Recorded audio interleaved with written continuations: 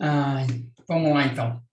Então, na aula passada, a gente viu como que a gente pode usar as equações de vínculos para obter os pontos de equilíbrio de um sistema sujeito a vínculos holonômicos, né? Aqueles vínculos que podem ser expressos como funções das coordenadas das partículas.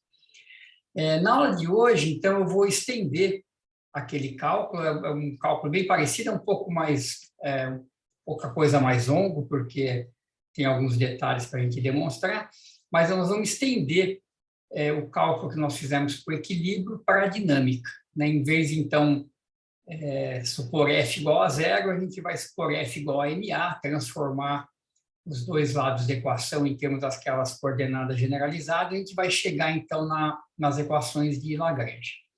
Então, deixa eu compartilhar a tela aqui e a gente já faz uma revisãozinha da aula passada.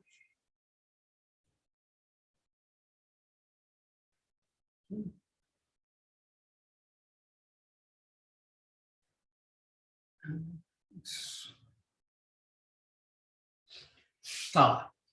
Então, vamos ver. Deixa eu só ajeitar aqui as coisas. Deixar o chat aberto.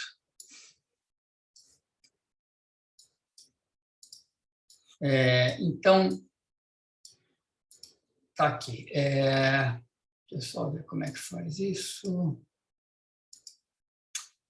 Então, na aula passada, a gente viu o seguinte: a gente tem um sistema sujeito a vínculos, então essas forças de vínculo elas são muitas vezes difíceis de tratar no formalismo newtoniano. Então, o que a gente faz? A gente muda um pouco a estrutura das equações e usa o fato que, quando existem vínculos, né, existem relações entre as coordenadas das partículas e nem todo mundo é livre, né? Nem todas as coordenadas são independentes. Então, o que a gente faz nesses casos? A gente escolhe uma quantidade de coordenadas que são, de fato, aquelas variáveis livres que a gente pode mexer. Então, a gente chama isso de coordenadas generalizadas. Então, quantas tem?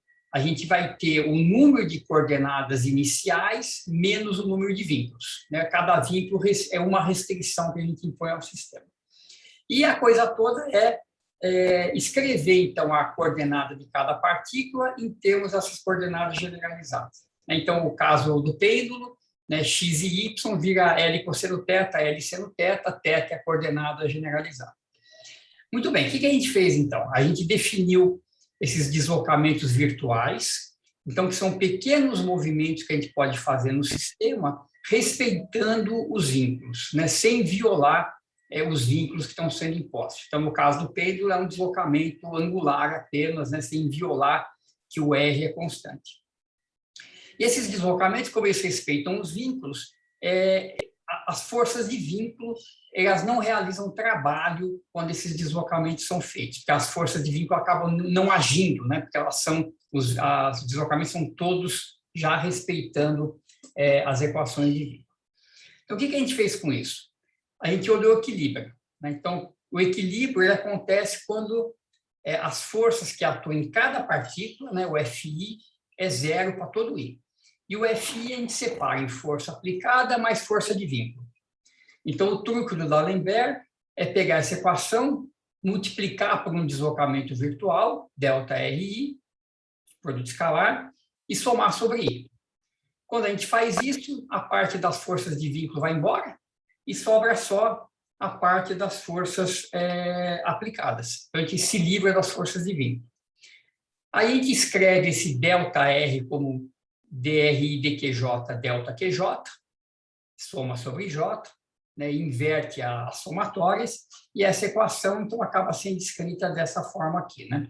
Soma só sobre as coordenadas livres, de 1 até N, força generalizada, que é esse QJ grandão, né, que é só aqui a regra da cadeia que a gente fez, né, o FA, DRI e dQj, vezes dQj. Como os dQj são independentes, cada um desses QJs tem que ser igual a zero para que a gente tenha, então, o equilíbrio. Então, o equilíbrio é dado por cada um desses QJs iguais a 0, J igual a 1 até N, que é o número de graus de liberdade. Muito bem, vamos fazer isso então agora para a dinâmica toda. Então, qual que é a ideia? Eu vou pegar não F igual a 0, mas F igual a MA e fazer o mesmo truque. Tá? Então, eu vou pegar essa equação de movimento para cada partícula, fazer o produto escalar dos dois lados por um deslocamento virtual, somar sobre todas as partículas, fazer a mesma coisa do lado direito. Então, do lado direito, as forças de vínculo já vão embora, ficam só as forças aplicadas. Certo? Aqui R2 pontos. E esse lado direito, a gente acabou de calcular lá em cima. Então, essa parte aqui, a gente pode transformar dessa maneira aqui. Certo? Ué, não apareceu... Ué, está lento? Está aparecendo devagar aqui, eu já digitei faz tempo. Tá aí. Muito bem. Como é que a gente manipula, então, o lado esquerdo? Qual que é a ideia? Escrever todo esse lado esquerdo em termos das coordenadas Q, né, e não das coordenadas R. Tá? Então, para fazer isso, a gente vai ter que fazer um certo número de passos aqui, que eu vou... Primeiro, eu vou precisar de alguns resultados, eu vou primeiro deduzir esses resultados, são coisas simples, mas depois a gente faz a conta direto usando os resultados e fica mais simples de entender. Então, eu vou escrever aqui, ó, resultados preliminares que a gente vai precisar.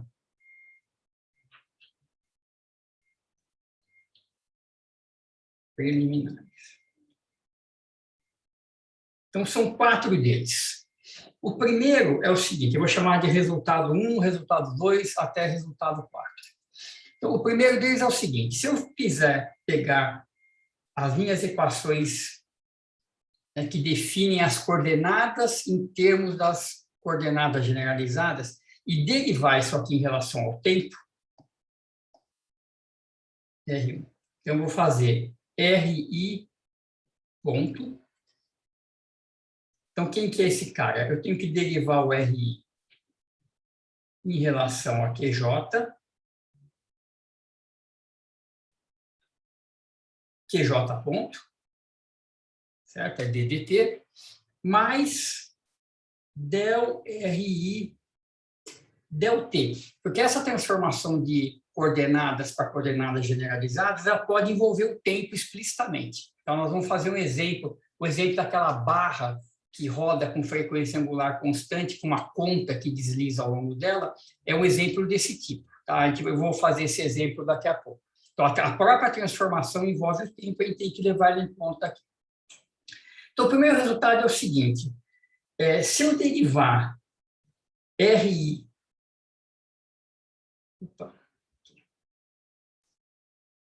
RI ponto, eu vou derivar essa derivada em relação ao tempo, em relação à coordenada QJ ponto, quanto que vai dar isso aqui?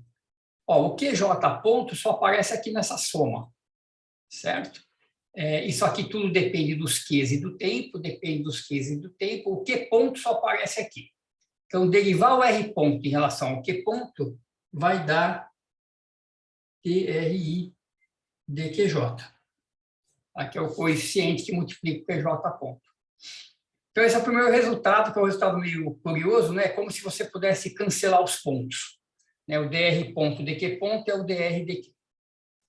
Então, a gente vai usar esse resultado daqui a pouco. O segundo resultado é o seguinte, R2, que DDT de del RI del QJ é a mesma coisa que del RI ponto del QJ. Então, o DDT entra lá no R. Essa aqui é um resultado meio simples, é basicamente inverter a ordem das derivadas. Tá? Então, se você inverte o del Q com ddt, você primeiro calcula o R ponto e depois aplica a derivada do QJ. Tá? Então, essa aqui eu não vou demonstrar. No livro ali eu dou uma demonstração mais aberta, mas acho que ela é mais ou menos direto. Ô, professor, Diga. não tem um somatório ali? O que aconteceu com o somatório? Não tem, então aqui eu Não. deixo na R1, né? Isso, no Não, RI. não tem. Então, deixa eu fazer aqui melhor.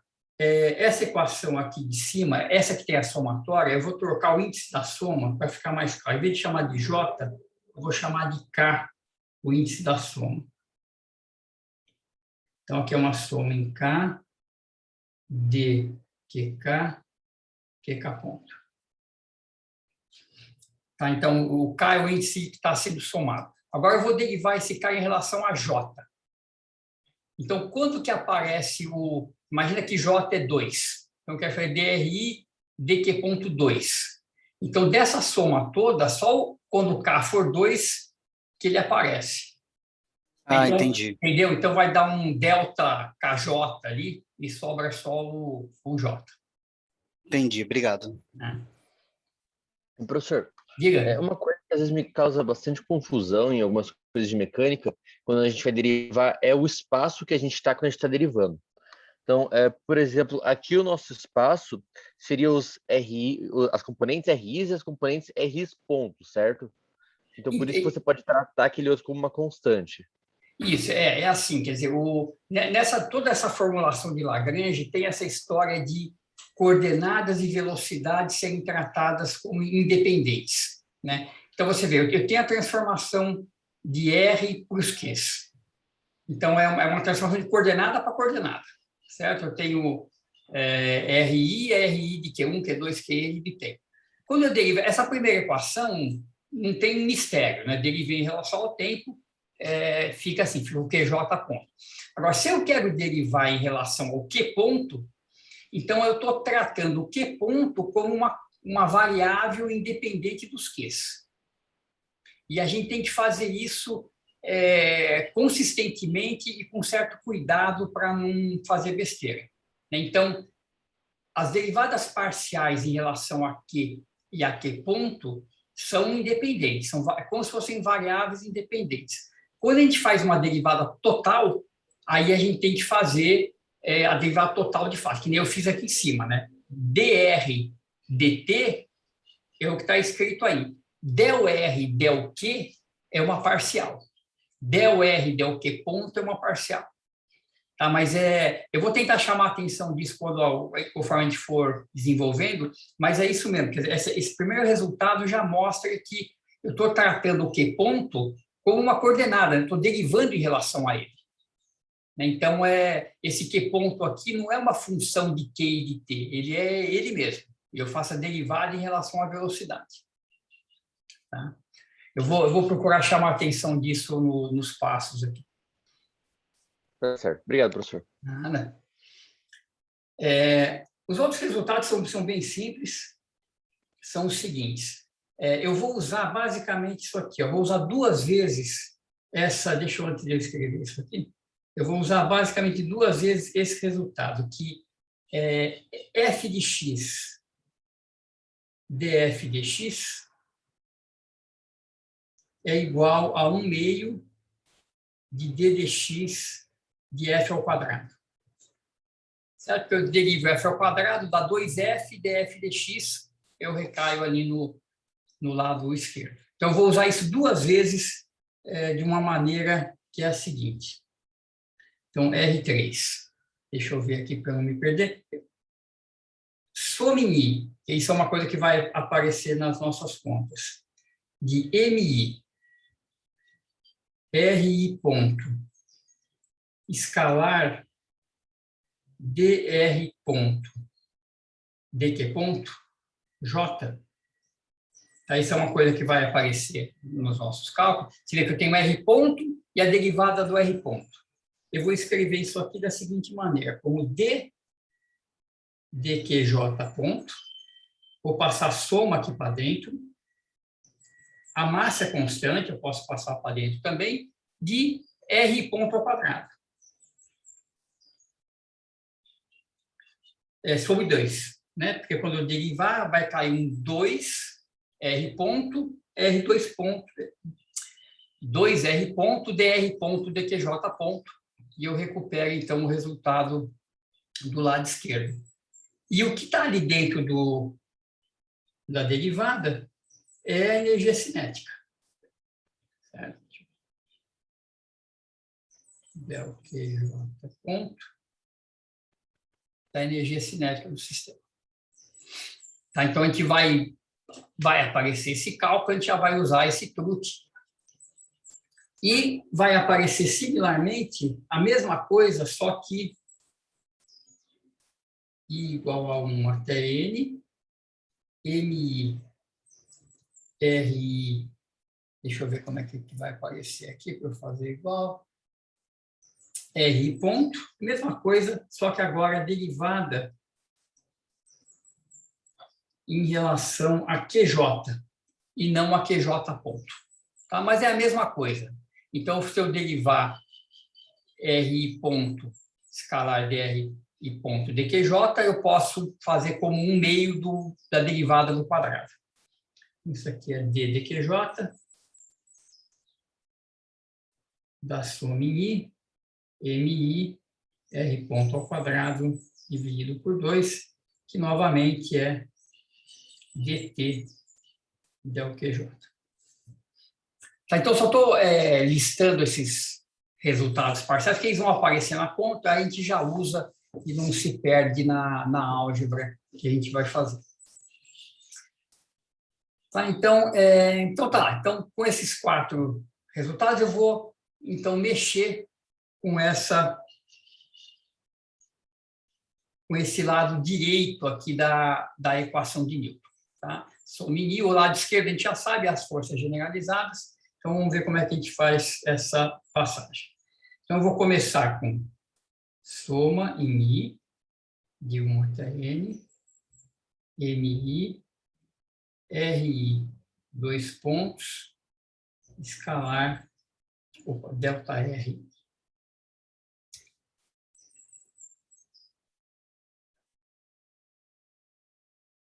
Certo?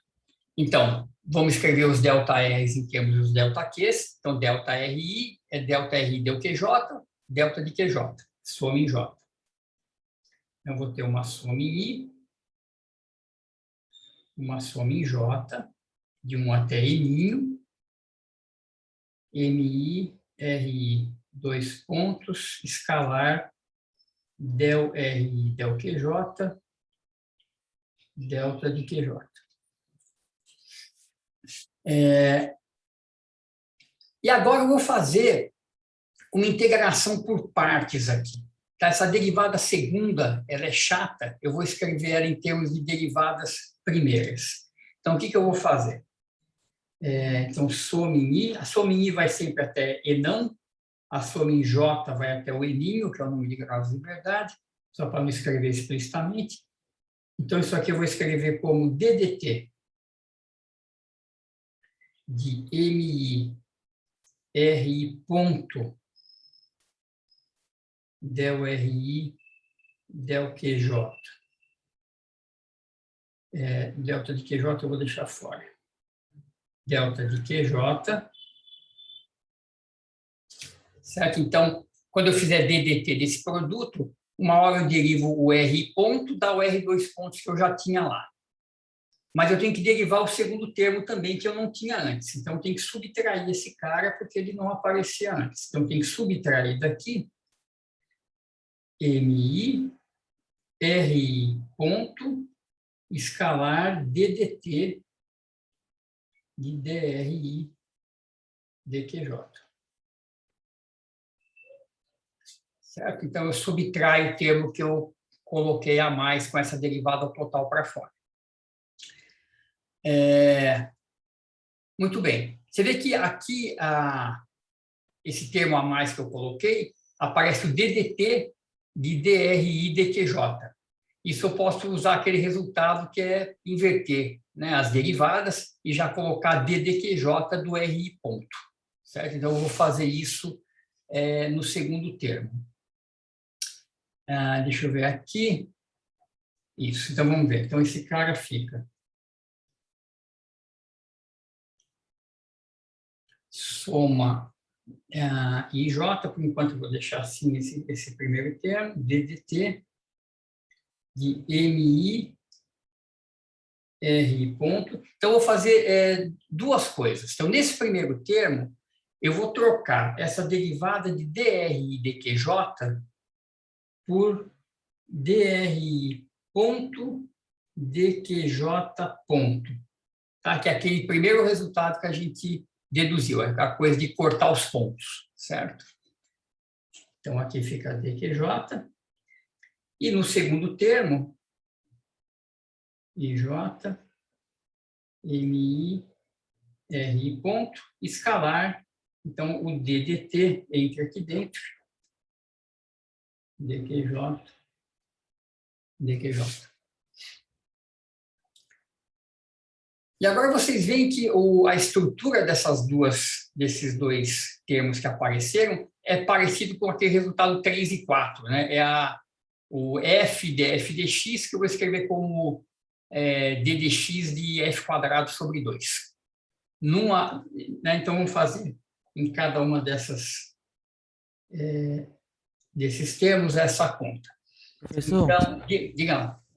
eu fiquei com dúvida por que é del RI ponto, Del R ponto del QJ ponto. Tá, vamos ver aqui. Então, aqui, então, nessa linha, deixa eu trocar de cor aqui para indicar, nessa linha aqui, não tem ponto, certo? É del RI e del QJ. Então, o que eu estou fazendo? Eu estou usando esse resultado R1. O del RI e del QJ, eu posso trocar por del RI ponto, del QJ ponto. Beleza. Tá? Então, então, aqui a gente faz essa troca, coloca o ponto ali onde não tinha, e na segunda linha a gente passa o DDT, troca o DDT com del QJ. E a vantagem de fazer isso é a seguinte, ó. Então, na primeira linha vai ficar soma, então, em J de 1 até N, que eu vou deixar explícito agora, DDT. Então, o que está dentro do DDT? Olha, eu tenho MI, R ponto, del ponto, del QJ. Então, eu vou escrever isso tudo como uma derivada única de 1 meio, passo a soma em I aqui para dentro, MI, R ponto ao quadrado. Tá, então, eu estou usando aquele resultado 3 ou 4. Né? Eu passo a soma para dentro, a massa para dentro, que não é tudo constante, e R ponto escalar de R ponto de QJ ponto é o d de QJ ponto da função ao quadrado. Então, quando eu derivar, o 2 cai e mata, derivo os termos, eu volto para lá. E aqui tem o delta QJ. Então, você vê, a gente faz aparecer energia cinética ali dentro, né? E o segundo termo é a mesma coisa, né? A gente pega, então, tem menos agora, soma em J, e agora eu tenho,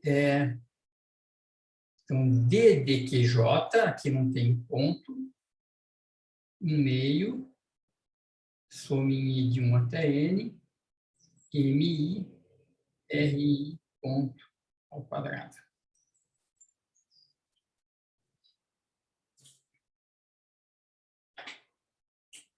Tudo bem? Vocês tá dando para acompanhar a conta?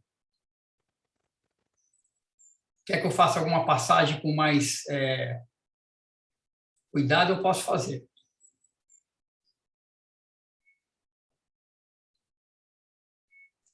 Sim, tá sim. Beleza, então. Então, vamos lá. Então, vamos colocar tudo junto. Então, esse cara... então, tudo que está nesse parênteses é a energia cinética do sistema, né? Soma sobre todas as partículas de 1 meio de m v ao quadrado. Então, esse cara é energia cinética.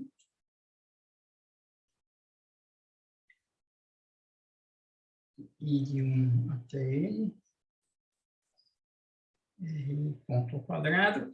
E toda essa conta era o lado era o massa vezes aceleração, né? O lado esquerdo da equação que a gente multiplicou pelo ΔR e somou em I.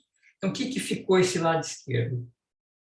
Ficou uma soma em J, de 1 até N, vamos colocar os dois termos juntos. ddt de ΔT ΔQJ ponto, menos ΔT ΔQJ, vezes ΔQJ, é igual ao lado direito, onde tinha a força, que é a soma sobre J, de 1 até N, força generalizada QJ, ΔQJ.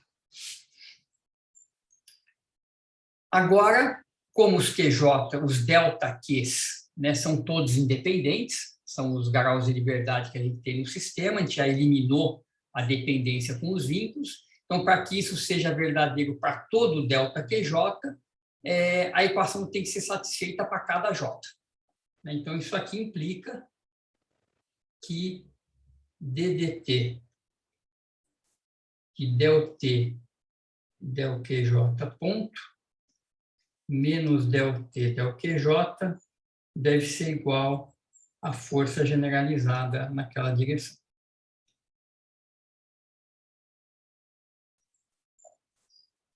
Certo? E está aí, então, a... Opa, ficou ruim aqui, né? Ficou fora da caixinha.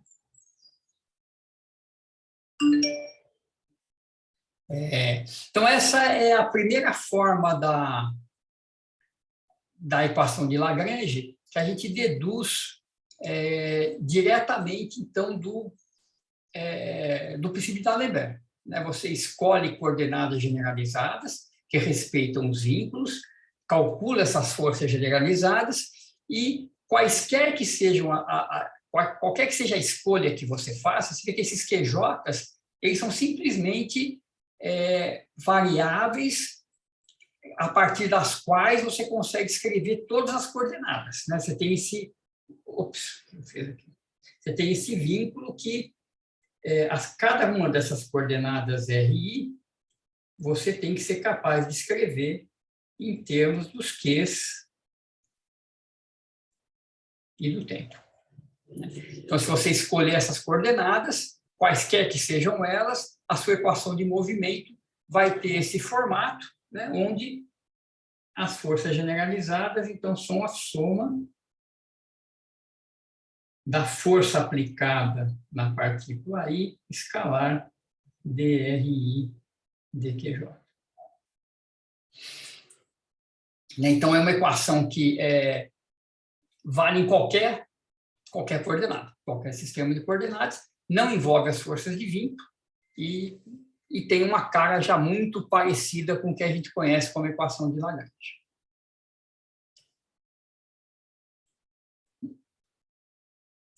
Alguma pergunta, algum comentário até esse ponto?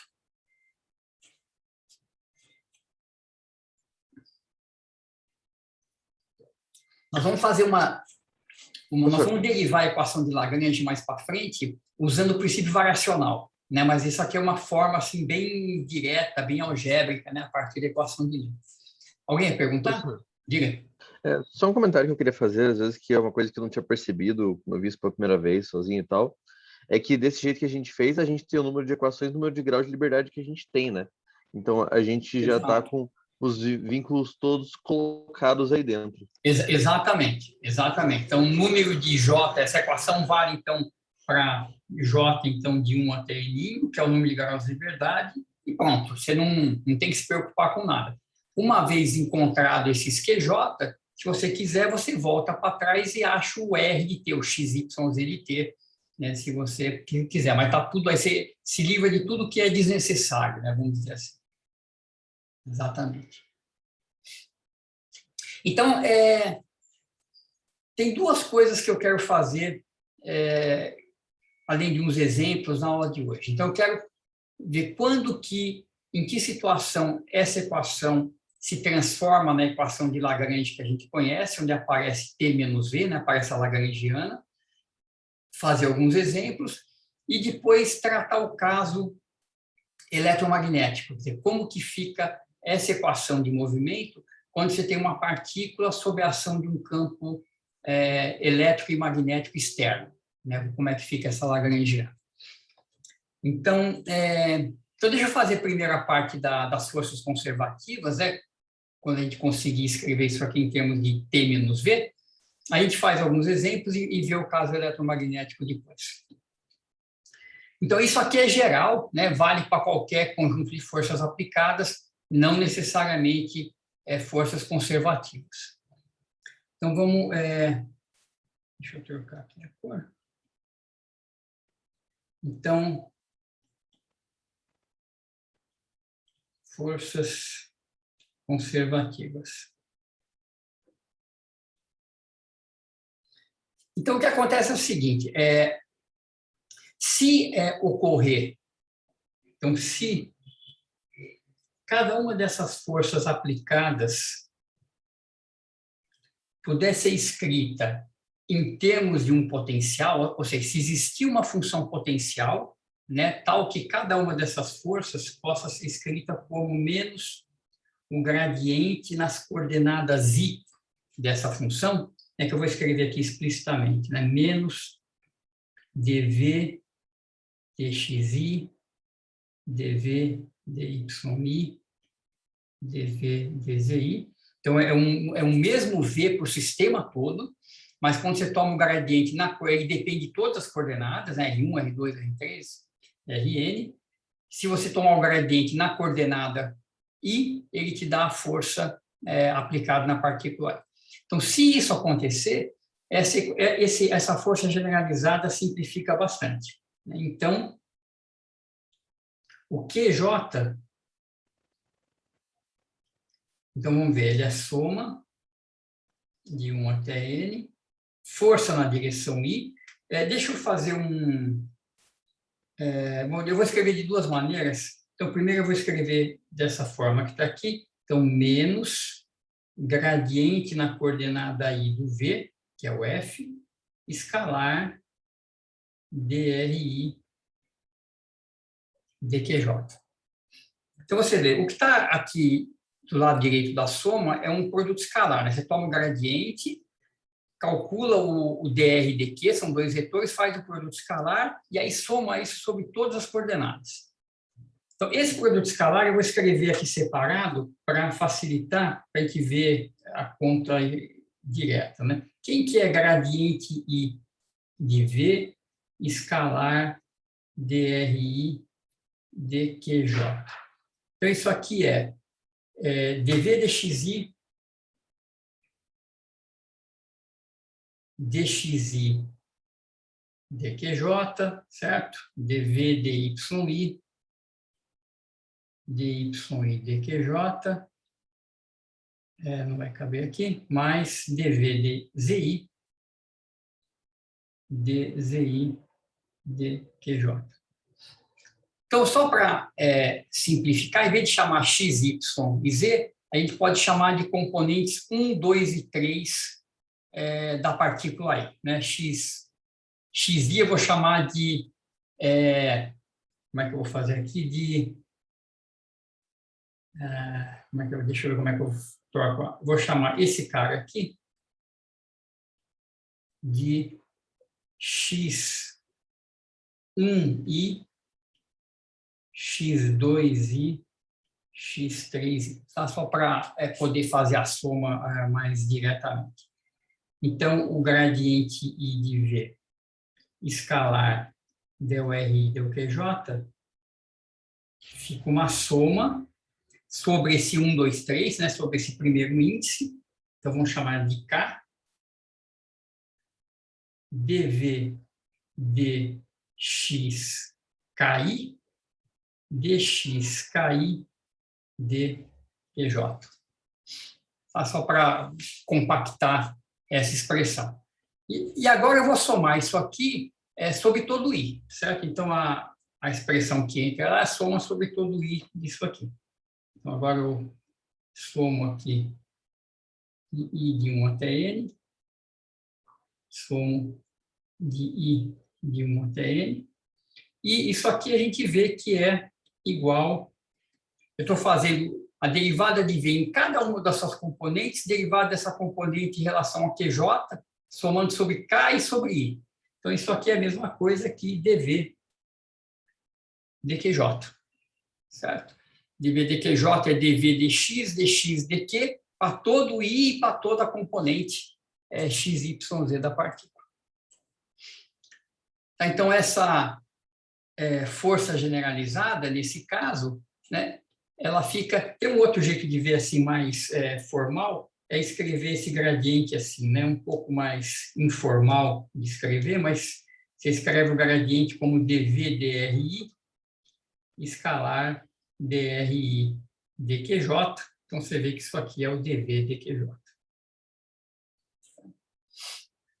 Então, aquelas forças generalizadas que aparecem aqui, então, nesse caso de força conservativa, ela é menos dV dQJ. Então, funciona como a força usual, simplesmente você escreve o potencial em termos das coordenadas generalizadas, menos dV dQJ é a força generalizada diretamente.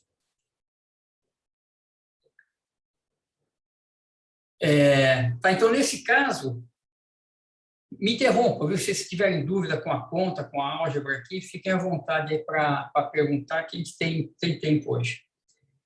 Então, a equação de Lagrange, nesse caso, vai ficar dt dqj ponto menos dt dqj igual a qj, que é menos dv dqj.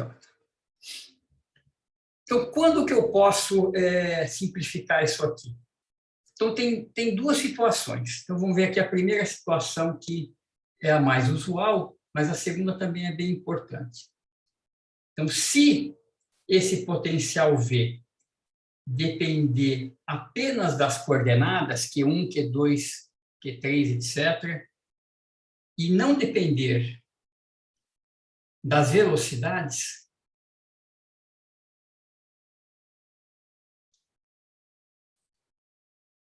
QJ ponto, então for um potencial do tipo comum que a gente conhece, né, um V de Q, e não um V que depende das velocidades, então eu posso fazer a seguinte manipulação. Esse cara que está do lado direito, eu passo aqui para a esquerda, vou fazer em duas etapas. dqj ponto. E passa para o sinal positivo, e como é uma derivada também em relação a QJ, eu posso juntar ele aqui, certo? Menos com menos dá mais, e eu tenho T menos V, que é a lagrangiana. Então, se o potencial não depende da velocidade, dV dq ponto é zero, certo? Então, eu posso também colocar ele aqui dentro. Porque essa derivada que eu adicionei do dV dqj ponto é zero, porque ele não depende das velocidades. Então, aqui a gente define então, a lagrangiana como sendo T menos V, e aí aparece aqui o formato tradicional das equações de Lagrange.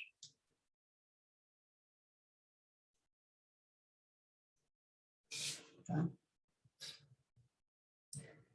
Muito bem. Uma caixinha aqui.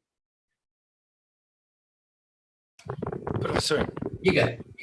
a força ser conservativa já não faria com que esse V dependesse só das coordenadas generalizadas e não das velocidades, ou ainda não? Então, ainda não, porque tem um caso que é muito especial, que vai ser o caso 2 aqui, que é o que você vai falar, pô, eu vou fazer uma hipótese aqui que é impossível de ser satisfeita, mas ela é justamente satisfeita pelo caso eletromagnético. Então, tem um caso adicional que acaba se encaixando aqui, que parece muito estranho à primeira vista, mas acaba sendo um caso bastante importante. Tá? Entendi, professor. Então, mas você tem razão, o que a gente está chamando de potenciais né, mais usuais, assim, aí só depende de coordenada, né? Você quer seria esse caso aqui. Mas deixa eu mostrar o caso 2, você já vai entender aqui qual que é a sutileza que aparece aqui. Então, beleza. Então, se a força é conservativa e não depende das velocidades, então, qual que seria, quais são as hipóteses que eu fiz para chegar nas equações de Lagrange? Eu supus que as forças pudessem ser derivadas do potencial, então, Fi é menos gradiente de V, e que esse V não dependesse das velocidades. Tá? Tem um caso adicional 2, que é o seguinte. 2. Imagina que, deixa eu achar aqui para eu pegar a condição certinha, imagina que as forças generalizadas sejam tais que elas possam... Existe um potencial U, então eu vou chamar de U em vez de V, que pode depender das velocidades. Então, deixa eu escrever aqui para não ficar... Então, se existir U, que pode ser uma função dos Qs e dos Q pontos, tá? Pode envolver as velocidades. Tal que as forças generalizadas possam ser escritas como menos du dqj, né, que seria o caso que a gente fez antes, mais ddt de du dqj ponto, então a coisa também funciona.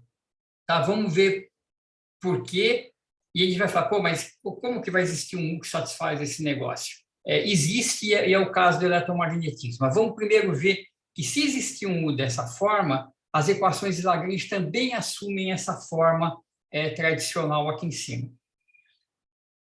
Então, vamos fazer essa conta aqui. Ó.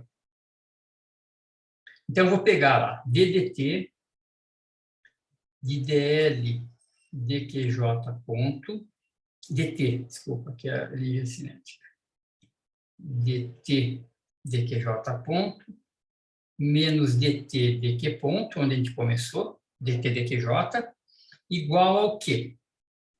Então, vamos supor que ele possa ser escrito nesse formato.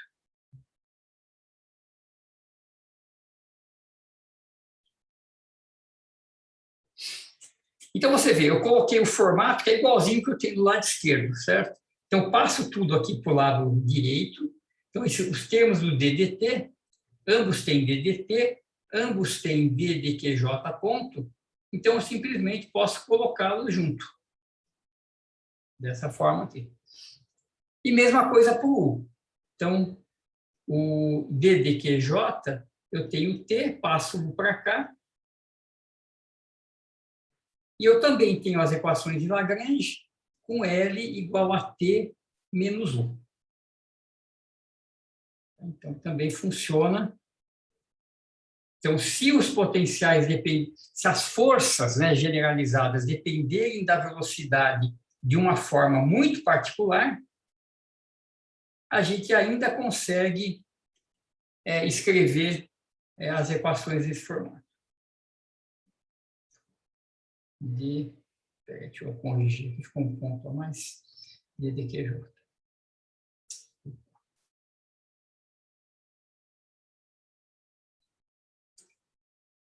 dqj, nossa, minha letra está ficando ruim aqui, essa caneta desliza muito, dqj. Tá, então...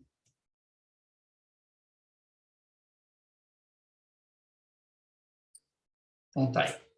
Tá, então, tem duas situações onde a equação de Lagrange assume esse formato mais usual. Então, primeiro, se houver um potencial dependendo só de posição conservativo. E segundo, se existir um potencial que depende das velocidades também, mas nesse formato muito especial. Aí também dá certo. Professor, só para fechar, esse potencial não é derivado de uma força conservativa daí? Então, eu acho que vai ser também, que no caso eletromagnético, também né? Porque a gente vai ver que esse U, quer dizer, a força eletromagnética tem a parte do potencial elétrico e tem a parte do potencial vetor, né, do campo magnético. O campo magnético não realiza trabalho, né, porque a força é V vetor B. A gente faz isso com produto escalar, com a trajetória, isso dá zero. Mas, então, agora, isso aqui é tão particular, né? Quer dizer, eu só conheço o caso eletromagnético que se encaixa exatamente nessa prescrição. Eu não sei se existe qualquer tipo de outra força que você possa inventar onde isso aqui também dá certo. E lá também é conservativo, né? Lá também a força é conservativa. Apesar de ter o campo, quer dizer, a parte do campo elétrico, se escreve como um gradiente. E a parte do campo magnético não realiza trabalho, então a coisa acaba funcionando também. Eu vou fazer daqui a pouco, a gente vê se fica claro. Tudo bem. Então tá, Professor, então deixa eu... Diga. mais uma coisa. Uhum. Essa expressão, assim, é difícil você entender essa que a gente está assumindo, esse formato que vai ser para o campo magnético. É difícil a gente tentar entender o que quer dizer um campo dado dessa forma. Você sabe alguma coisa de alguma simetria que implica nisso? Assim, alguma coisa que a gente consiga extrair alguma intuição de que tipo de forças, o que ela precisa ter para obedecer isso? Então, olha, então essa história. Aí, o que eu vou fazer para mostrar isso aqui? Eu vou partir da força de Lorentz, né, eu tenho uma carga num campo elétrico e magnético.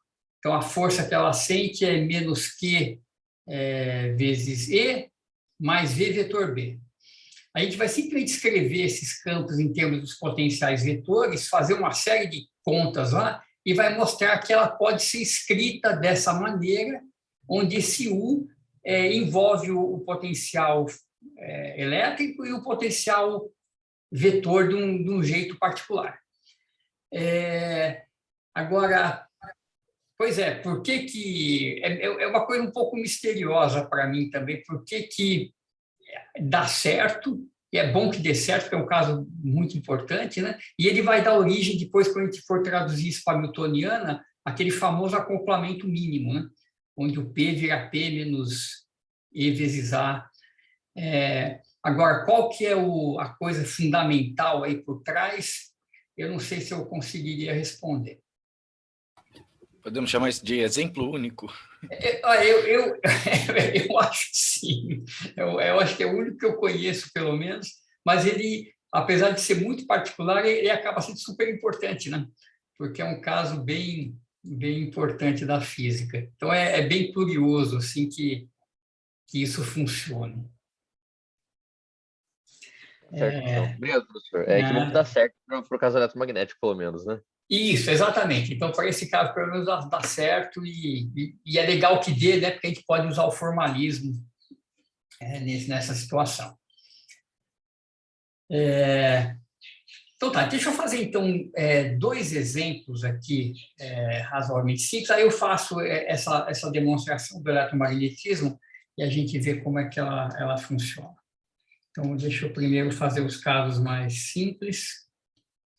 Então, aqui, exemplo 1.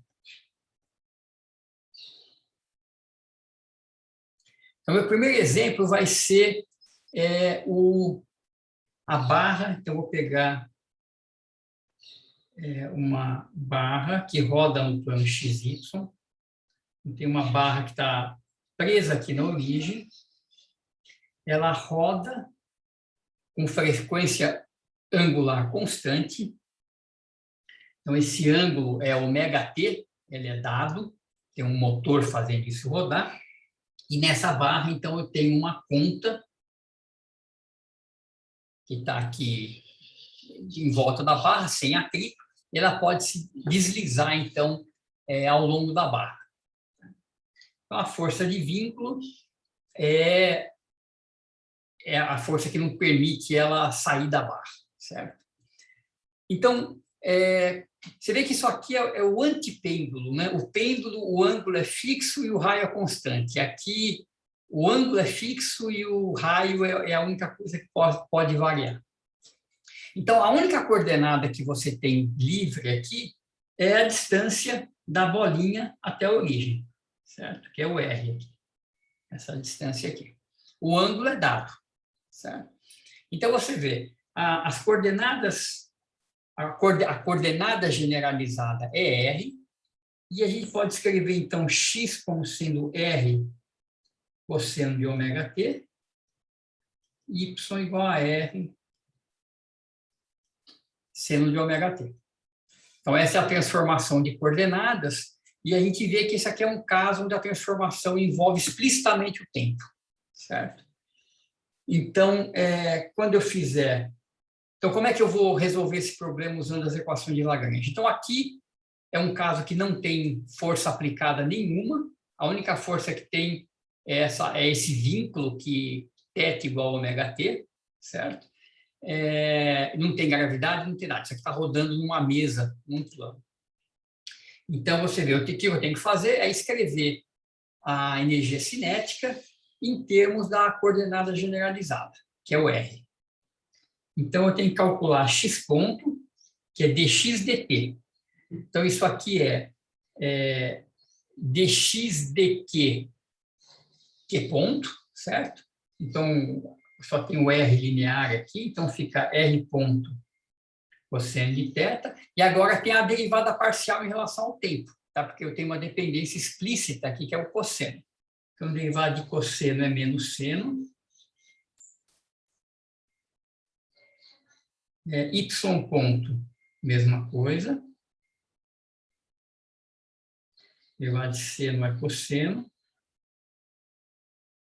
Tá? Então, essas equações que eu escrevi aqui são equivalentes a essas aqui de cima. Deixa eu voltar aqui. A essas daqui, ó. Essa primeira em cima do R1. Certo? Eu calculei ddt, então aparece um termo que tem a derivada da coordenada generalizada e um termo que tem uma derivada parcial. Certo? Então, você vê que a gente pode verificar essa condição R1 explicitamente ali, que dr ponto dqj ponto é dr dqj. A gente pode matar o ponto. Então, vamos só verificar isso aqui.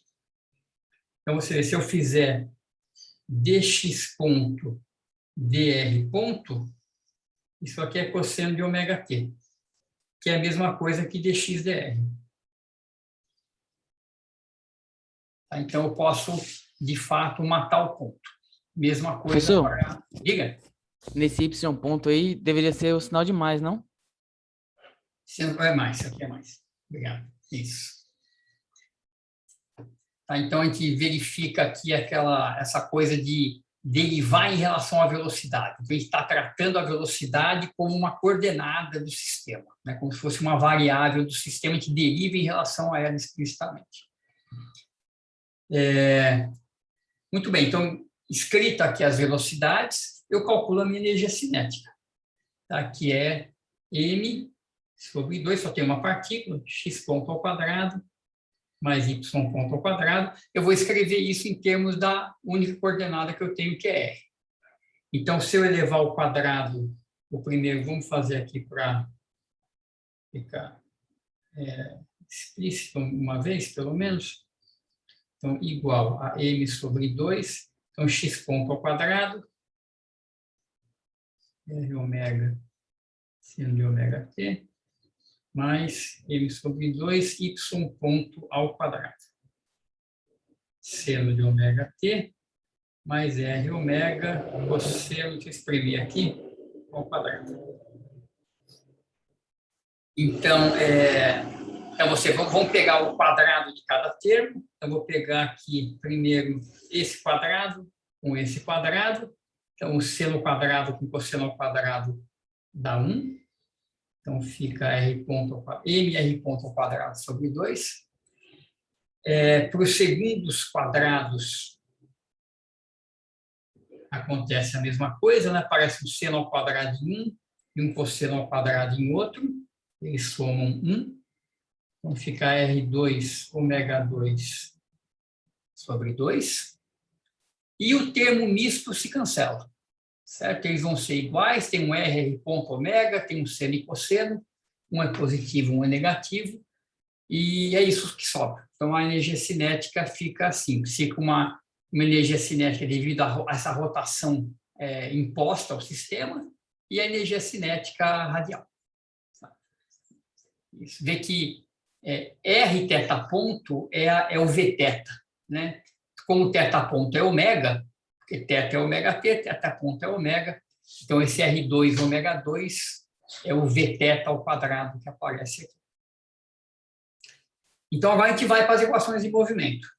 Então, L é o próprio T, certo? Não tem potencial.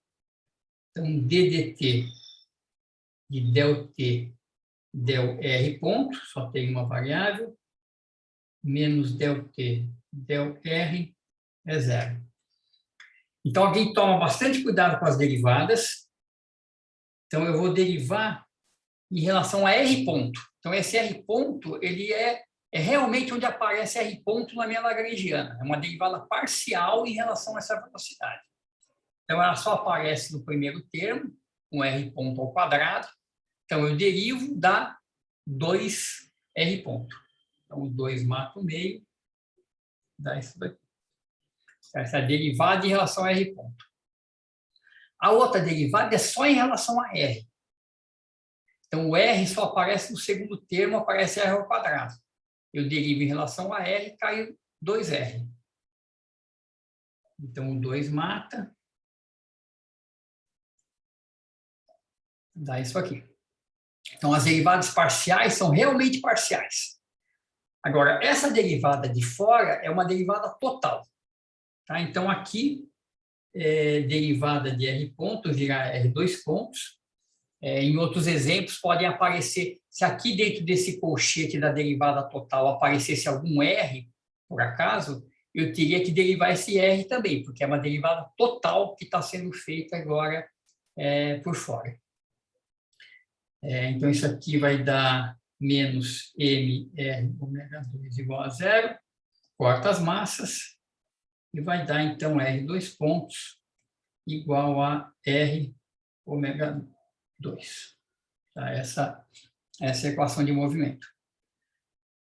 Então, é uma equação de um oscilador harmônico, certo? Só que com o sinal errado, né? A força não é uma força restauradora, é uma força que empurra você para fora, né? Por causa dessa força centrípeta. Então, as soluções, em vez de ser seno e cosseno, é seno hiperbólico e cosseno hiperbólico. Então, eu vou deixar aqui para vocês como exercício resolver. A solução disso aqui é R0 cosseno hiperbólico de ômega t mais V0 sobre ômega. Então, condições iniciais R0 e V0, seno hiperbólico de ômega t. Tá? Então, esse cara sai, né, acelerando que nem um maluco, né? O R de t vai crescendo exponencialmente com o tempo.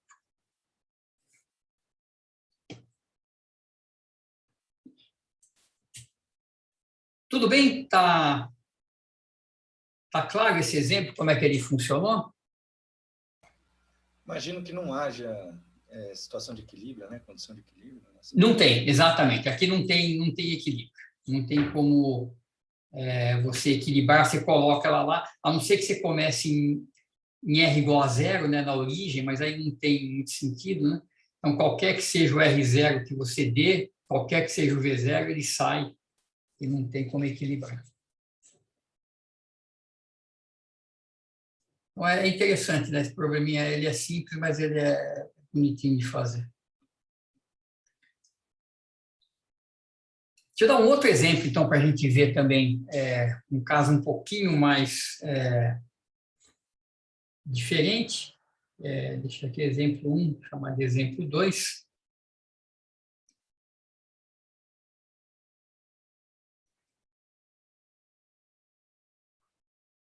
Tem mais alguns também que são legais, mas a gente faz se for o caso, a gente faz na sexta-feira.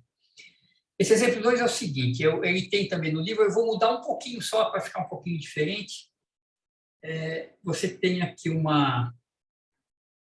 novamente o movimento está no plano, XY. A gente tem uma parábola, deixa eu ver se eu consigo fazer a parábola. Deixa eu fazer ela aqui embaixo, e aí eu transporto ela para cima, fica mais fácil de fazer em vermelho. Isso, agora deixa eu recortar e colar ela no lugar certo. Aqui.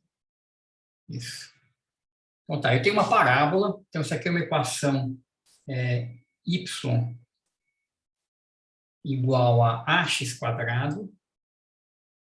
Imagina que isso aqui é uma parábola feita de arame, e aí nesse arame eu penduro uma bolinha. Então eu vou colocar aqui uma conta, também um anelzinho, que desliza sobre essa parábola, e nesse anelzinho a gente pendura um pêndulo. Isso aqui tem comprimento L. Eu vou chamar essa massa aqui da ponta de emão.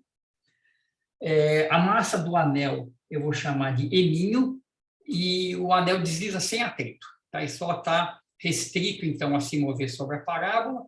Ambos estão sob a ação da gravidade. E eu quero, então, escrever as equações de movimento para esses caras. Então, eu vou denotar essas coordenadas, então, aqui de x e y grande para a maçona e x e y para a massinha. Tá, então, em princípio, eu tenho 4 grandezas que eu preciso indicar para localizar as duas partículas, mas eu tenho 2 vínculos, né, que a coordenada y da massinha está ligado à sua coordenada x, pela parábola, e eu tenho que a distância entre emão e eminho é fixa, é L, tem esse pêndulo grudando as duas aqui. Então tá, então o que eu vou escolher aqui? Então tem 4 coordenadas, 2 vínculos, eu tenho 2 graus de liberdade. Então tenho N igual a 2 graus de liberdade. Então, eu tenho que escolher 2 coordenadas convenientes. Com essas 2 coordenadas que eu decidi, eu tenho que ser capaz de escrever x, y, x, y em termos das duas. Né? Tem que ser uma coisa unívoca. Dado esses 2 caras, eu escrevo as coordenadas originais. Então, nesse caso, eu vou escolher como coordenada 1 a posição x da massinha, porque a partir dela eu já tenho a sua posição y diretamente, é um dos vínculos, e eu vou escolher como coordenada 2 o ângulo θ aqui. Então, que é a coordenada do pêndulo aí que a gente monta. Então, vamos ver como é que eu escrevo tudo em termos desses 2 caras que estão aí. Então, para a massinha, x é uma das coordenadas, é a própria coordenada generalizada. Então, o x já está lá, é o Q1, y é a x2, então eu escrevo em termos do x. Vou colocar aqui do lado, vamos ver se dá para a gente ver o desenho e escrever ao mesmo tempo. O x, então, quem que ele vai ser? Ele é o x mais L seno θ, certo? É a distância até aqui, até o x, mais esse pedacinho do x ao x, que é L seno de θ. E o y vamos ver, eu também vou escrever como y, só que eu tenho que subtrair essa distância aqui, né? A distância está em cima, menos L cosseno θ. É isso, né? E esse y que apareceu aí, eu escrevo como ax², certo? Porque eu tenho que escrever tudo só em termos do x e do θ. Então, estão aqui as 4 coordenadas em termos das 2 quantidades que eu escolhi como livres. O que eu faço agora? Eu escrevo energia cinética e energia potencial em termos de x e de θ. Então, vamos lá. Energia cinética da partícula 1, vamos fazer uma de cada vez. M sobre 2, x ponto ao quadrado mais y ponto ao quadrado, que é m sobre 2, Vou escrever. Deixa eu fazer o seguinte, deixa eu escrever primeiro as derivadas, acho que fica mais fácil de montar a equação depois. Então, olha, x ponto é x ponto, né? Porque o x é uma das variáveis, não preciso trocar. Y ponto é 2ax x ponto, é derivada de y em relação ao tempo. X ponto é x ponto, derivada de seno é cosseno, θ ponto. Certo? Derivada total em relação ao tempo. Então, d de θ, dt. E y ponto, mesma coisa, 2ax x ponto, derivada de cosseno é menos seno, e sai o θ ponto. Fica mais aqui. Então, tá aí os caras, e agora é só montar as energias cinéticas. Então, vamos fazer de uma vez aqui. Então, T é E' sobre 2, x ponto ao quadrado, mais y ponto ao quadrado, que é esse cara, mais E' sobre 2, x ponto ao quadrado, então isso aqui é mais chato, vamos abrir um colchetes aqui. Vou fazer até na linha de baixo, porque aqui não vai caber. E' sobre 2, x ponto, mais L θ ponto cosseno de θ ao quadrado, mais 2ax x ponto, mais L θ ponto seno de θ ao quadrado. Vamos dar uma simplificada. M sobre 2.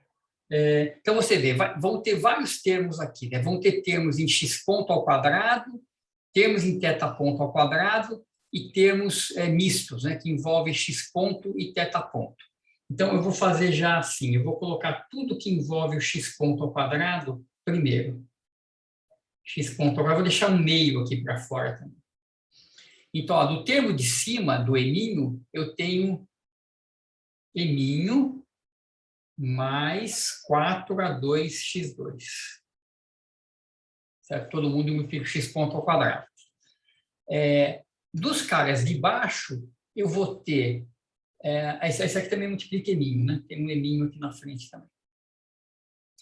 Eu vou ter... deixa eu colocar o eminho em evidência. Essas contas são em geral grandes, vamos tentar fazer direitinho aqui. M 1 mais 4a2x2.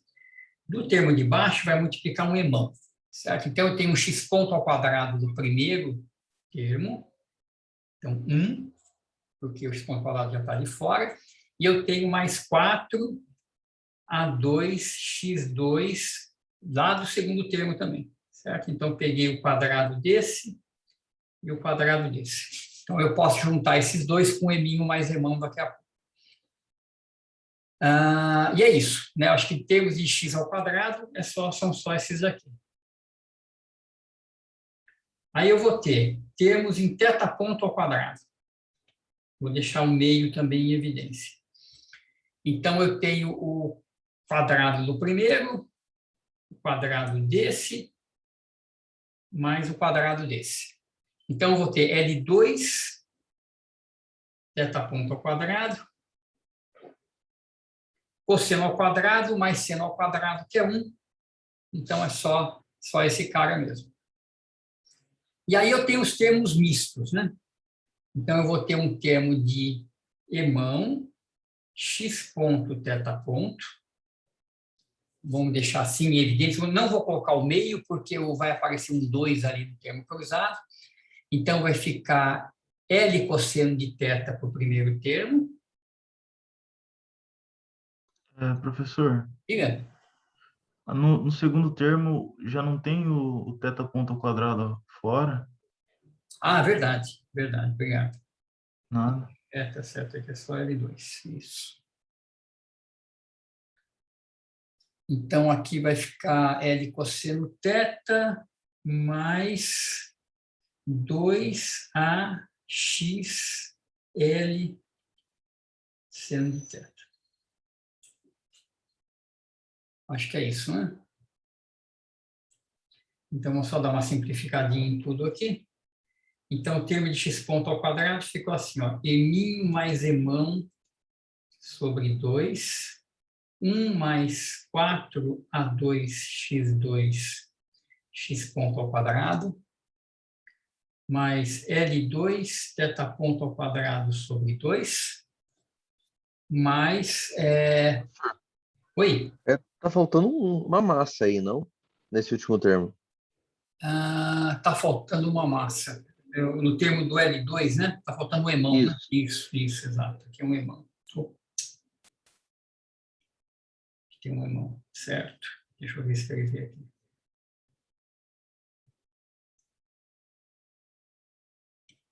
Isso, mais ML2, θ ponto ao quadrado sobre 2, isso. E agora a gente pode colocar um L também em evidência aqui. X ponto, θ ponto, cosseno de θ, mais 2AX seno de θ.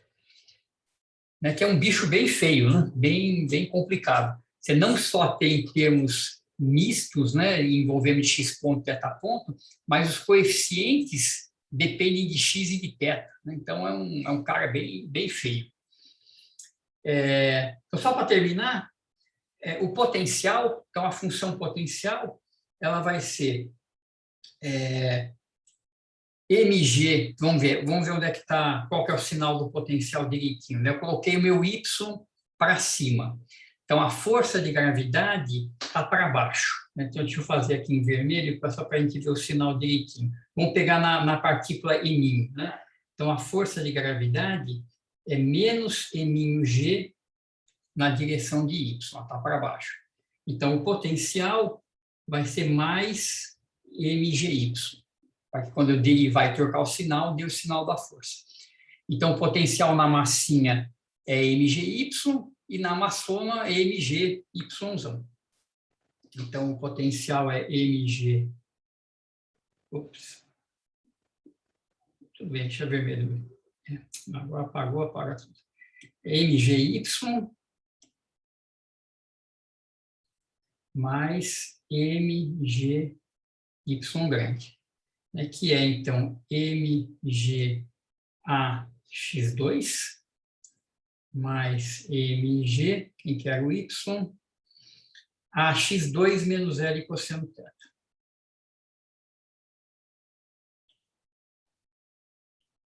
Então, fica novamente eminho mais emão gAx2 menos mgL cosseno de θ.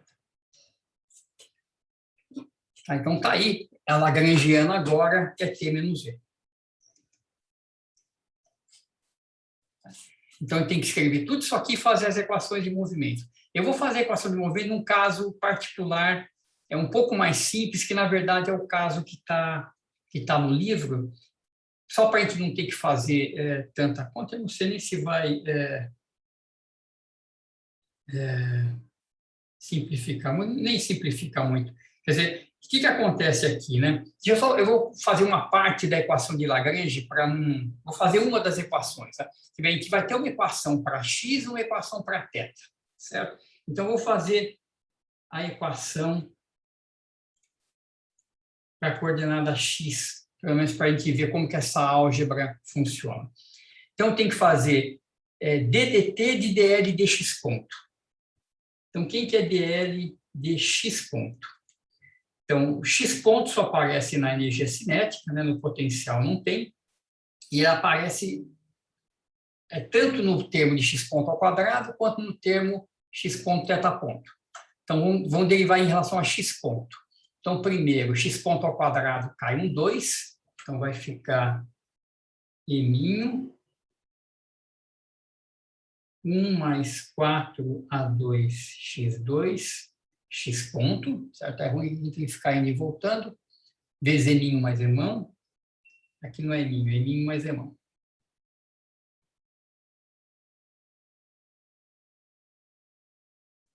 certo? A derivada do primeiro termo, e tem uma derivada do segundo termo também, que é o termo misto. Então, vai ficar ml θ ponto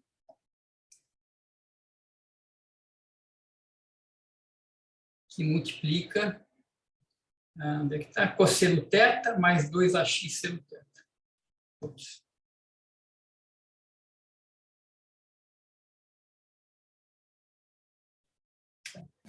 É a massa maiúscula nesse segundo termo.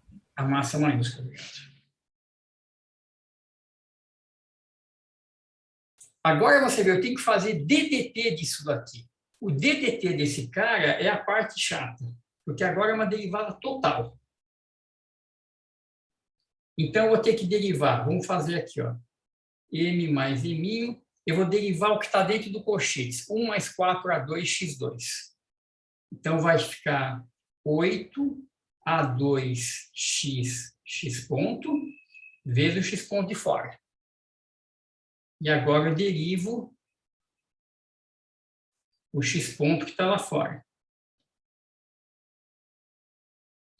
E fica x dois pontos. Mesma coisa para o segundo termo. Então, eu derivo o θ ponto, ele vira θ dois pontos.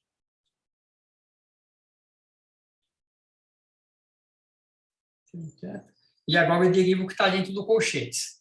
Então, quando eu derivar o que está dentro do colchete, vai sair um outro θ ponto, né? Então, eu já vou colocar aqui θ ponto ao quadrado. Então, derivada de cosseno é menos seno, vezes o θ ponto que já foi. Não posso fazer isso, né? Porque tenho... Vou fazer direito aqui esse último termo. Só para ilustrar como que a coisa fica complicada, né? Θ ponto. Então, derivada de cosseno é menos seno. Eu derivo x e eu derivo seno.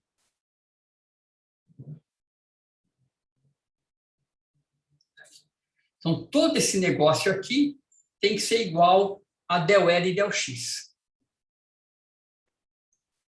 que agora é uma derivada parcial em relação a x.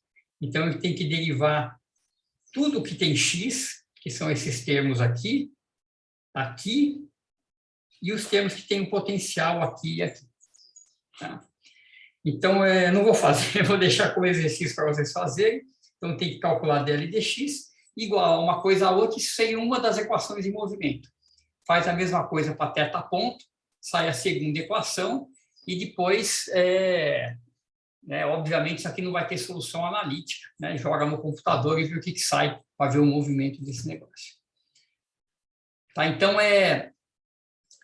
tem uma complicação da álgebra em si, né? Então, primeiro, escolher as coordenadas apropriadas, montar a energia cinética e potencial em termos dessas coordenadas e escrever as equações de movimento. Então, isso pode ser muito longo, né, e chato até de fazer, mesmo para problemas bastante simples, que nem esse daqui. O pêndulo duplo é a mesma coisa, tem o mesmo tipo de álgebra, de coisas que, né, termos mistos, que você acaba tendo que trabalhar e prestar atenção para não errar. Tá? Mas, pelo menos, a gente consegue, né, de uma forma sistemática, escrever as equações de movimento que a gente precisa. Tá claro? Uma coisa... Diga lá. Eu não sei agora, né? Tive o baque dessa álgebra aí. A equação do movimento para x vai depender do θ também. Exatamente. Vão ser duas equações acopladas. Acopladas, perfeito. Exatamente. Então, quer dizer, o fato da gente ter uma maneira sistemática de chegar na equação de movimento não significa que a gente vai conseguir resolver, né? Então, esses problemas, eu aposto que esse problema aqui tem caos também, vai ter movimento caótico, e mais para frente nós vamos demonstrar um teorema, que é chamado de teorema de Arnold-Liouville, que diz em que condições você consegue, de fato, mesmo que seja difícil, integrar as equações de movimento. Mesmo que seja de um jeito um pouco, que ainda envolva bastante conta. Mas vai ser um teorema que vai garantir que existe uma solução bem comportada do sistema. Quando isso não é satisfeito, o sistema exibe soluções complicadas, que vão ser sinônimo de soluções caóticas. A gente vai ver o que isso significa também depois. Tá, então, ficar procurando solução analítica que não existe. Não existe, exatamente. Tem alguns problemas que ele garante que não vai ter a solução analítica. Embora o resultado mais seguro seja assim, se você encontrar tais condições, é certo que existe a solução. Se você não encontrar, pode ser que você não procurou o suficiente, mas em alguns casos dá para afirmar que, de fato, ela não existe.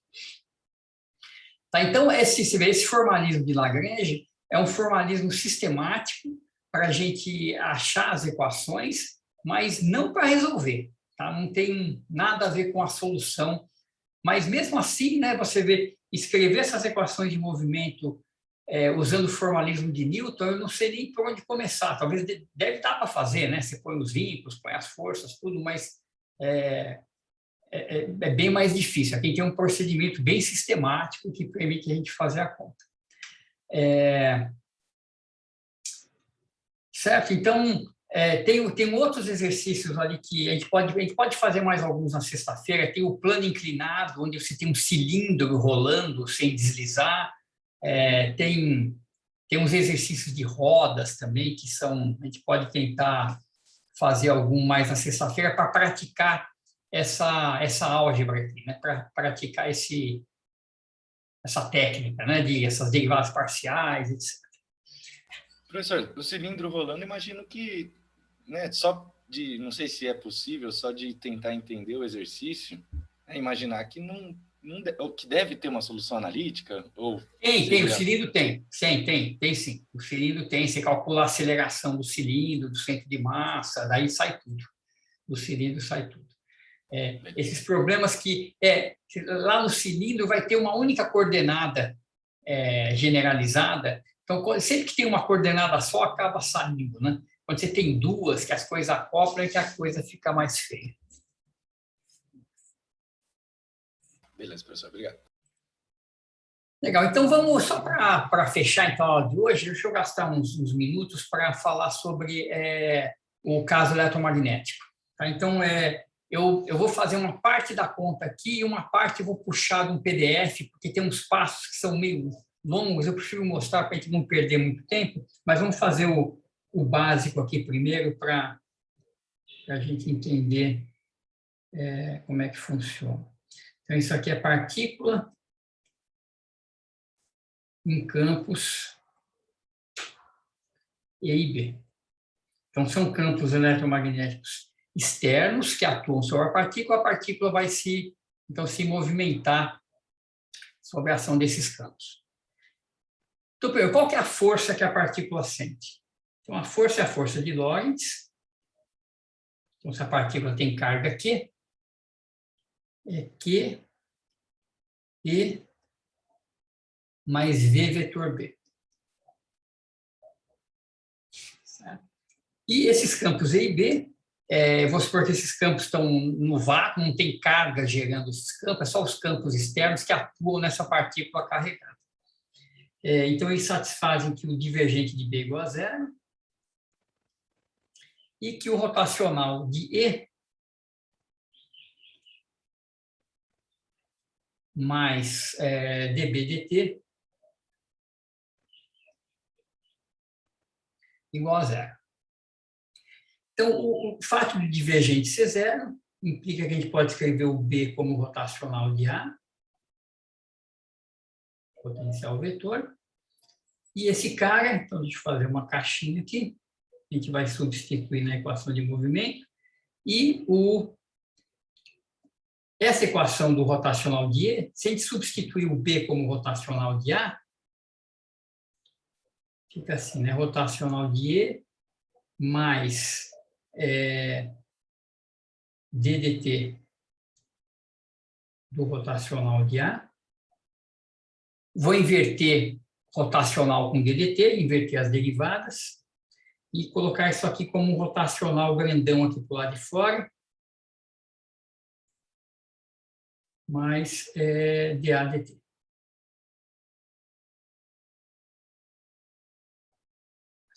Então, como o rotacional desse cara é zero, esse cara que está entre parênteses pode ser escrito como um gradiente, né? Rotacional do gradiente é nulo. Então, eu posso escrever E mais dA dt como menos gradiente. Eu estou usando essa notação mista aqui. Deixa eu botar sempre a flechinha em cima. Menos o gradiente de φ. Então, passando o A para o outro lado, E é menos o gradiente de φ menos dA dt. Então, essa é a expressão do campo elétrico em termos dos potenciais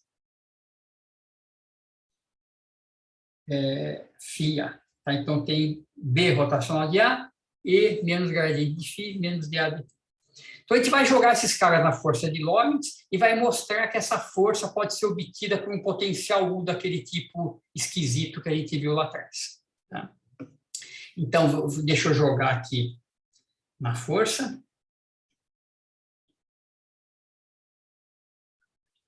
Então, a força vai ser Q, que multiplica E, né, que é menos gradiente de φ, menos dA dt,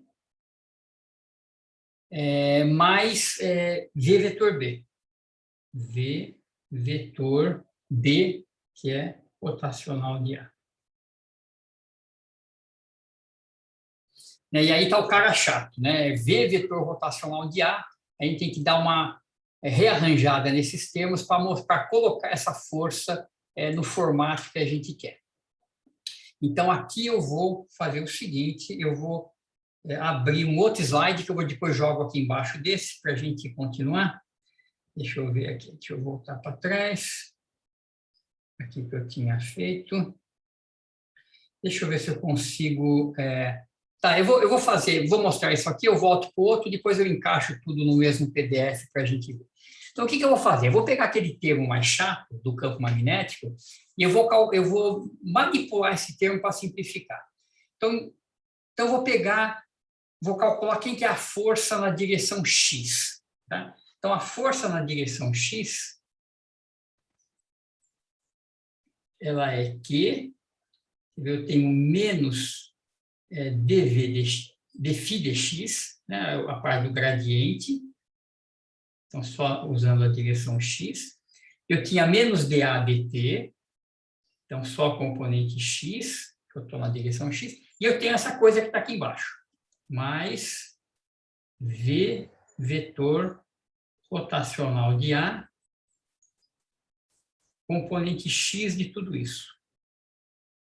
Tá? Para pegar a... Então, é esse cara que eu vou manipular. Então, vamos ver como é que a gente faz isso. Vamos acompanhar aqui a conta.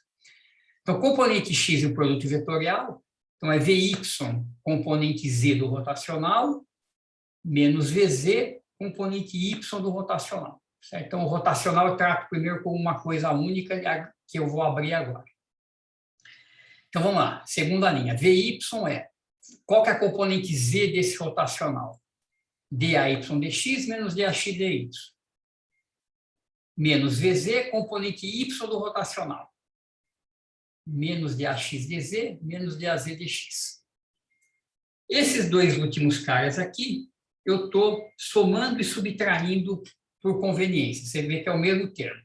Menos Vx dAx dx mais Vx dAx dx. Então, soma e subtrai. Com isso, eu consigo, então, reagrupar esses 6 termos que estão aí, como está aqui embaixo. Então, primeiro, você vê, eu tenho todas as derivadas são em relação a x, e eu tenho Vx dAx dx, Vy dy dy, Vz dAz dx. E o que sobrou, eu coloquei aqui nesse colchetes. Então, vamos só ver, deixa eu apagar essas flechinhas que eu fiz aqui. Ó, Vx dAx dx, onde é que ele está? Ele está aqui. Esse é o primeiro termo que eu peguei. Vy dy dx é esse aqui. Certo? Vz dAz dx é esse aqui. Está com sinal positivo também. Tá? Todos os outros a gente agrupa, você vê que eles são todos negativos, os que sobraram, e a gente agrupou aqui nesse segundo parênteses. Tá? Então, esse é o primeiro passo da conta. O segundo passo, então, é perceber o seguinte: se eu calcular a derivada total de AX em relação ao tempo, eu vou ter a derivada parcial, depois eu tenho dAx dx, x ponto, dAx dy, y ponto, dAx dz, z ponto. Essa é a derivada total do AX. Então, esses caras aqui, que aparecem, são as velocidades Vx, Vy, Vz, que são os termos que a gente viu lá em cima. Esses todos aqui são exatamente os que estão aqui, ó. Vx, dAx, dx, Vy, desculpa, são os que estão no colchetes, né? Então, esses termos aqui são esses. Sempre AX, derivada em x, y e z, Vx, Vy, Vz. Então, esses caras que apareceram aqui, eu posso trocar tudo isso aqui por dAx dt menos ΔAX ΔT. Então, é uma conta longa, né? Por isso que eu não quis fazer isso aqui, abrir isso aqui explicitamente. Tá? Então, primeiro árbol rotacional, soma e subtrai um termo para rearranjar, e aí a gente identifica esse termo entre parênteses como ligado com a derivada total do A em relação ao tempo. Tá? Então, se a gente reescrever, o que sobrou? Aqueles 3 primeiros termos que estavam lá, não mexi em nenhum deles, são esses 3 com as flechinhas, e os outros 2, tá aqui, ó, troquei pelas derivadas total e parcial. Finalmente, já está acabando, essa é a parte mais chata. Isso que está aparecendo aqui, né, ddx, sempre ddx do AX e tem as velocidades. Então, no contexto da equação de Lagrange, eu posso colocar esses termos todos juntos. Você vê, esses caras aqui, todo mundo é ddx. E o Vx eu posso passar aqui para dentro. Você vê, Vx é x ponto. Vamos escrever como x ponto AX mais VY, que é Y ponto AY, mais VZ, que é Z ponto AZ. Então, essa derivada parcial em relação a X é só em relação a X e não em relação a X ponto. Então, essas velocidades eu posso jogar para dentro da derivada porque não faz diferença. Só deriva em relação a X, Y e Z. Então, o potencial vetor não depende de velocidade. O potencial vetor depende do ponto de espaço apenas. Né? Então, isso é o produto escalar de velocidade vezes A, e aparece aqui os termos das derivadas. Tá? Então, aquele termo complicado que tinha lá na equação, a gente pode reescrever com essa conta toda dessa forma. Tá? Então, eu vou pegar isso aqui, copiar, e vamos continuar a conta que a gente estava fazendo lá atrás. Então, deixa eu colocar isso para cá. Deixa eu só olhar que eu estou aqui. Vai ter uma folha nova aqui. Está aqui. Então, eu vou usar esse resultado daqui a pouco. Então, o que a gente está fazendo? Né? Vamos voltar para trás aqui, só com aquela conta feita. Então, força na direção X, menos dφ dx, menos dAx dt, mais a componente x desse produto triplo que está aí. E eu vou substituir, então, por d dx de v escalar A,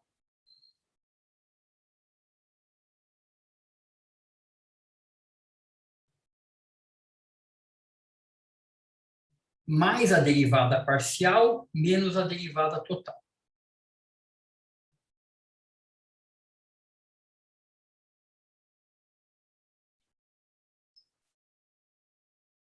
Que é dt minúsculo. Então, você vê, essa derivada parcial cancela.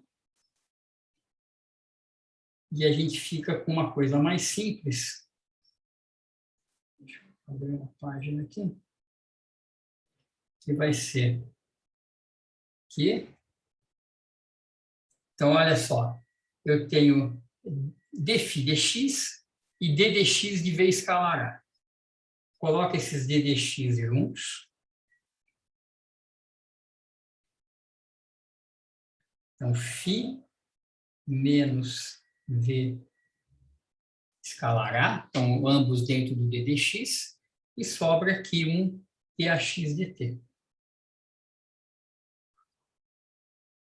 Que, se eu não me engano, está com o sinal trocado aí, professor.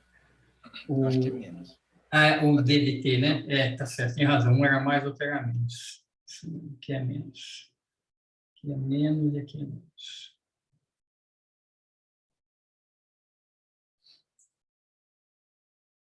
Então, estamos quase lá, falta um passo para chegar na Lagrangiana. Então, o que falta aqui? Falta trocar esse dAx dt, então aqui é um truque. Eu vou afirmar para vocês, a gente vai ver que é verdade, que dAx dt eu posso escrever como ddt de del x ponto de φ menos v escalar a. Por que isso é verdade? Porque vamos ver, vamos mostrar esse lado direito, vamos abrir esse lado direito e ver que ele de fato dá o dAx dt. O φ não depende de x ponto, certo? Então essa derivada vai dar zero. Deixa eu escrever primeiro aqui explicitamente. O φ não depende de x ponto, vai dar zero. Quem quer ver escalar a? É x ponto a x, y ponto a y, z ponto a z. Então, o único cara que tem x ponto é o AX, certo? Então, quando eu fizer d de x ponto, então tem um sinal, tem que ter um menos aqui na frente. Tem que ser menos. Tem que ter um menos aqui. Um menos aqui. Então, eu derivo em relação a x ponto, sobra menos AX, o menos cancela. Então, isso aqui dá ddt do AX. Então, é um truque. É para a gente colocar essa forma funcional nesse termo que sobrou. Sempre com esse negócio em mente que velocidade e coordenadas são variáveis distintas nessas formulações. Então, a força na direção x ficou que d de x menos d de x, ou vamos por d de x de φ menos v escalar a, menos ddt. Deixa eu ver se é isso mesmo.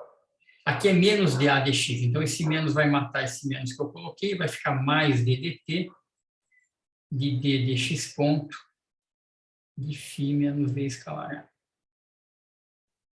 a. Espremido aqui. Então, existe um potencial U, que é φ menos v escalar a, certo? Onde a força, daí isso vai valer em cada componente, pode ser escrita como menos du dx mais ddt de du dx ponto. Tá? Isso vale para cada componente, portanto, esse é o potencial do caso eletromagnético. Tá? E a lagrangiana, então, do campo, de uma partícula, um campo eletromagnético, é T menos U, que é T menos φ mais V escalar. Ou, se a gente quiser explicitamente, né? mv2 sobre 2 menos φ mais V escalar. Então, é uma lagrangiana que não é puramente quadrática nas velocidades, né? Ela tem um termo linear, mais as equações de Lagrange valem. Então, se você usar a equação de Lagrange para essa lagrangiana, você deve chegar exatamente na equação de movimento com a força de Lorentz.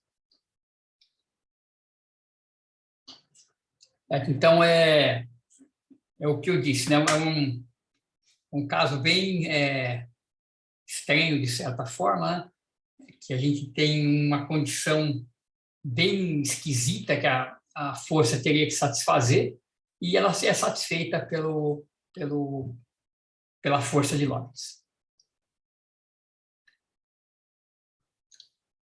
Só para não deixar isso aqui tão no ar, só para ver por que isso aqui é importante, a gente vai ver isso aqui depois com bem mais cuidado, mas você vê o momento da partícula, nós vamos definir depois cada componente do momento, né, como ΔL, ΔV. Então, Px é ΔL, Δx ponto, Py, ΔL, Dy ponto, e etc. Então, se a gente faz essa conta aqui, você vê o mv2 sobre 2, eu derivo componente a componente, vai dar mv,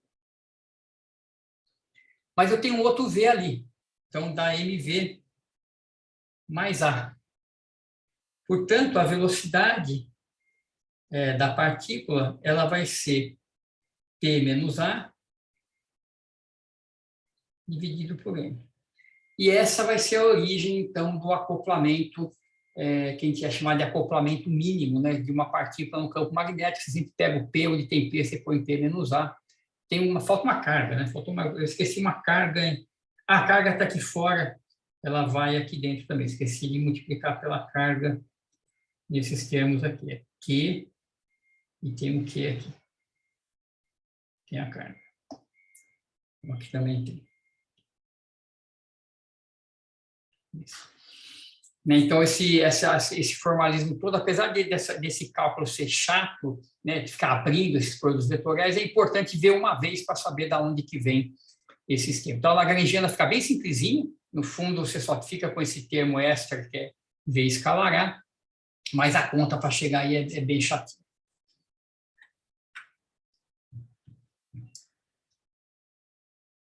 Chega por hoje? Pergunta, gente, comentários. Professor, eu não pude ir na aula de exercícios, então eu não sei se você comentou algo, mas você chegou a dar uma olhada naquele problema que eu tinha falado com você a respeito da gente mostrar se é holonômico ou anômico? Eu procurei alguma coisa, então, aparentemente, aquela equação realmente vale para quando você tem um vínculo. Então, aquela equação de vínculo em particular, ela sozinha não pode ser integrada. Agora, quando se tem várias equações, aparentemente não tem nenhum, eu não achei nenhum resultado assim geral que diga quando que o sistema de equações pode ser integrado, ou quando que uma parte dele pode ser integrada e a outra parte não. O que eu procurei, vou tentar olhar mais um pouco, mas o que eu vi não tem. Esse resultado, inclusive, está no Goldstein, e ele também não comenta, né? Você tem uma equação de vínculo dessa, então você não consegue transformar essa equação numa coisa holomônica. Mas isso não é tão útil, né? Você precisaria ter uma coisa mais geral, mas ela aparentemente não existe, até onde eu pude encontrar. Eu acredito que não existe também. Às vezes tem, né? Porque às vezes tem coisas muito complicadas que têm soluções simples, mas é uma coisa que pode ficar bem complicada, porque você pode combinar Pois é, exatamente. basicamente infinitas. Você pode ser tão criativo quanto você quiser ali. Exato. Assim, com certeza, se você puder integrar cada uma das que você tem, matou o problema, né? Agora, se você não conseguir integrar uma, não quer dizer que você ainda não consiga, né? Exato. Mas está certo. Obrigado, professor. Legal. A questão do teorema, de fato, é uma coisa meio fraca, né? Porque apesar, é um resultado que a gente conhece de cálculo, né? Para quando é só um vínculo. Então, acaba sendo algo, e acabam sendo problemas muito simples também. Exatamente. Acaba não sendo tão útil. É verdade.